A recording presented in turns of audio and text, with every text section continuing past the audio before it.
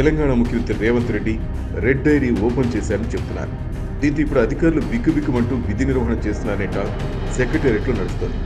BRS ప్రభుత్వం అధికారుల నుంచి దిగిపోయి కాంగ్రెస్ పార్టీ అధికారులకు రావడంతో కొందరు అధికారులు తమ పోస్టులకు ఎసరు తప్పదని ముందుగానే అంచనా వేసుకుంటున్నారు. అయితే తమంతటి తాముగా తప్పుకునే వీల్లేదు, ప్రభుత్వమే బదిలీ చేయాల్సి ఉంటుంది. అయితే గత ప్రభుత్వంలో జరిగిన తప్పులకు తమను బాధ్యులు చేస్తారనేమన్న భయం మాత్రం అధికారుల్లో నెలకొంది.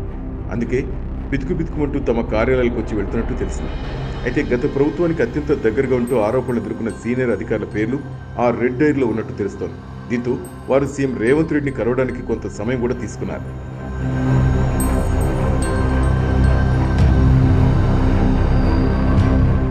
ఇక ఎన్నికల సమయంలో ప్రస్తుత ముఖ్యమంత్రి రేవంత్ రెడ్డి రెడ్ డైరీ ప్రస్తావన తెచ్చారు. అప్పట్లో దాన్ని అధికారులు ఈజీగా తీసుకున్నారు. కాంగ్రెస్ అధికారులకు వచ్చినప్పుడు కదా అని కూల్గా ఉన్నారు. కానీ వాళ్ళు ఊహించినది జరిగింది. కాంగ్రెస్ అధికారులకు రావడమే కాకుండా రెడ్ డైరీ రాస్తున్నాన్న రేవంత్ ముఖ్యమంత్రి కావడంతో వారి గొంతులో పచ్చివేలకై పడింది. ఎన్నికల సమయంలో బహిరంగంగానే రెడ్ డైరీ గురించి రేవంత్ ప్రకటించారు. ఏసీపీ గారు ఇంకా 15 రోజులే మీ పేర్లు మా నాయకులు రెడ్ డైరీలో రాసిండ్రు అనుకో, ఇక ఆ తర్వాత ఏమవుతుందో నీ ఇష్టం. ఆడ కార్యకర్తలను కొడుతున్నావంట, నువ్వే బెదిరిస్తున్నావంట. నీ నౌకరు నువ్వు చేయి, బీఆర్ఎస్ వాళ్ళు చేసే పని నువ్వు చేసినావంటే డిసెంబర్ 9 తర్వాత ఏమవుతుందో నీ ఇష్టం. అది గుర్తు పెట్టుకొని వ్యవహరించాల్సిందిగా బోధన ఏసీపీ గారికి విజ్ఞప్తి చేస్తున్నా.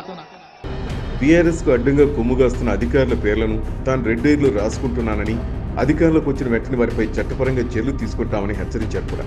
అయితే కేంద్ర ఎన్నికల సంఘానికి కూడా రేవంత్ రెడ్డి కొందరు అధికారులపై కంప్లైంట్ చేశారు.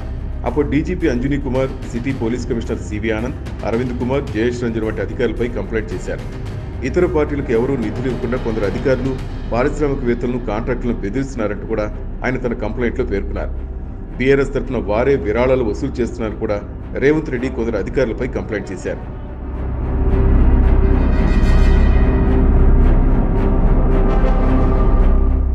అయితే కేంద్ర ఎన్నికల కమిషన్ మాత్రం కొందరు అధికారులు ఎన్నికల విధుల నుంచి తప్పించింది. తాజాగా ఇప్పుడు ఆయన రెడ్ డైరీని బయటికి తీశారనే టాక్ నడుస్తోంది.